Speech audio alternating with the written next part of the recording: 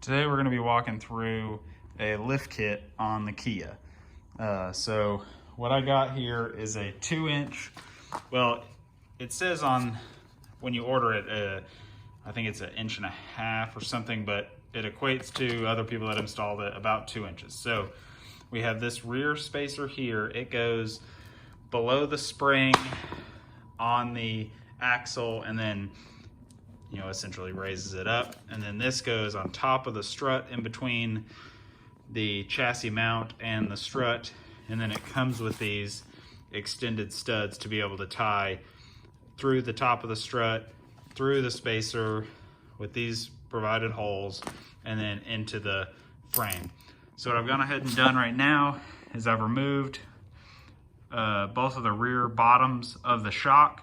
So that should allow me to jack the chassis up, letting the axle drop down low enough to hopefully provide me some room below the spring to slip this in on the, there's a factory bump on the actual spring mount on the axle. So that should allow me to set this on there. And then this part on the top helps recenter the spring, simulating the bump that's on the axle. Here you can see I have it jacked up on the rear frame jacking point, and then being conscious of the parking brake line and the actual brake line going to the rear axle. Don't go too high because those can become pinched or pulled too tight.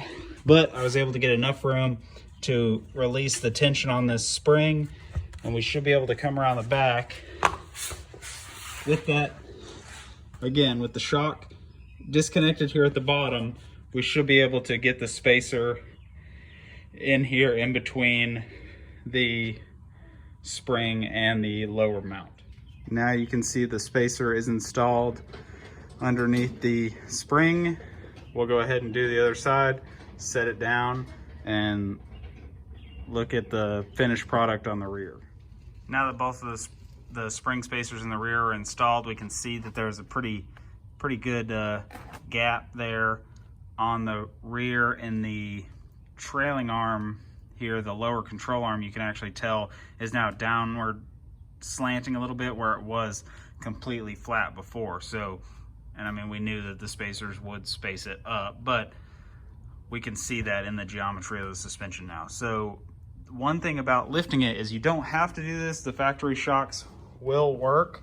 They're just going to be further in their stroke than they originally were. So you can see they haven't pulled down at all because of I pulled them before we lowered the axle, but they'll be almost in their maxed out low position. So we won't get as much articulation as we could with these new spacers and moving the stroke of the shock, moving the shock in its stroke. So what I've gone ahead and done is ordered 2-inch longer shocks. I'll leave a link for these in the description.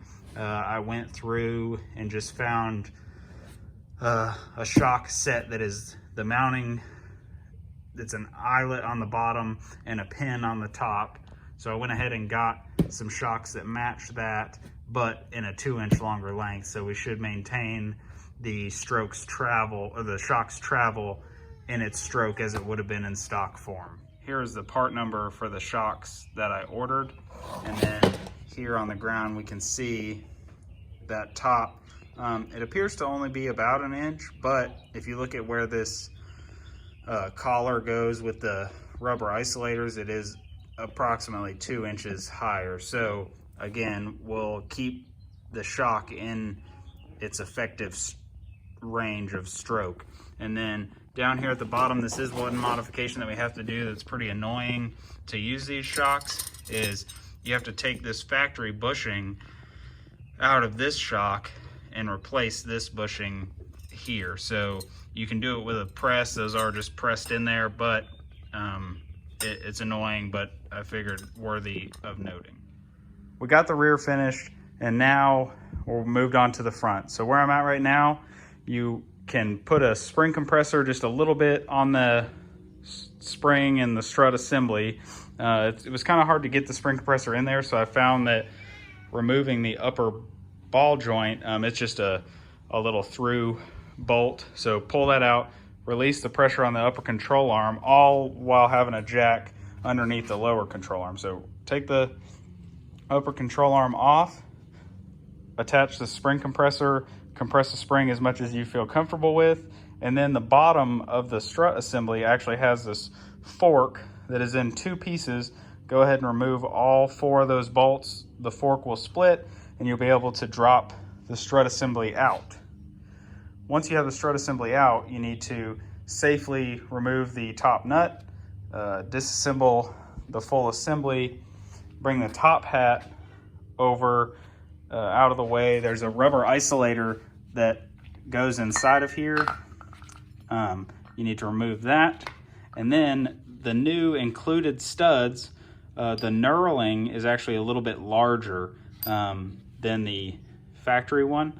So we're gonna need to drill these out a little bit for the new knurling to sink in there. So we found that if we do a 3/8 bit, and then to get the angle, or to get the hole close, and then if we do a 13/32, about half of the way through, that centers up the knurling and lets us drive it the rest of the way in. So now that we got that last hole drilled, we want to make sure that the half drilled hole is from the bottom, because the studs are going to be sticking up. So we want the knurling to be centered while coming from the bottom. So I'll go ahead and flip this unit over, tighten up my bit. So we're going to 13/32, about half of the thickness of the material.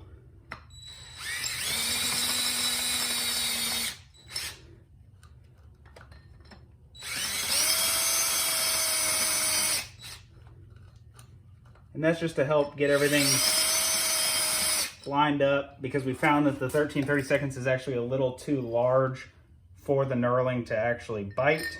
So this way, now we have it started in the assembly, and we'll be able to drive that the rest of the way in to get it fully seated to where we can put the spacer on top. You got recording? So now we have just a socket to act as a spacer so that we don't mar up the threads on this. We're setting the unit up off the ground, and then we're tapping these in until they're fully seated. Just make sure it's centered. And then you can hear the sound change once you know you got them fully seated.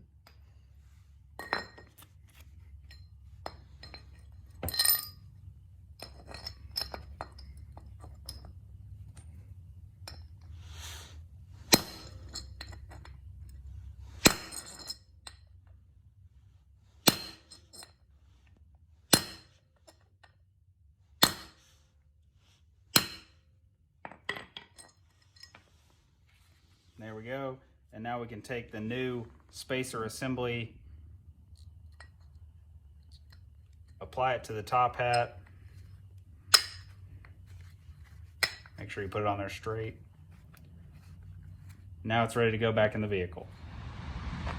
All right, so after you do the reverse install on the front struts, this is the final product. So as you can see up there, the spacer is above the strut. Assembling everything in the end is pretty complicated, but it is just in fact the reverse of the disassembly. Use a series of jacks and everything to get your bolt holes lined up. That's it, guys. Thanks for watching.